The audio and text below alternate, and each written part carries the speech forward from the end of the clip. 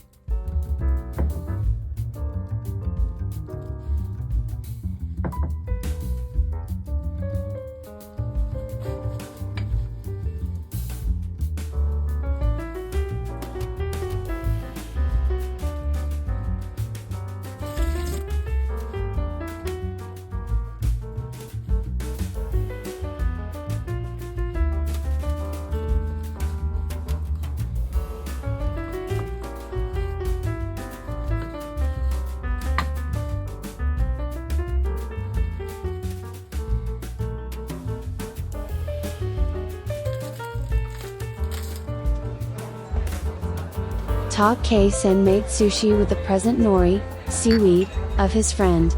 It is easy, delicious, and takes about 30 minutes to make. Why don't you enjoy the roll sushi? It is easier than you think and tastes excellent. I hope you will try making it. Thank you very much for your watching.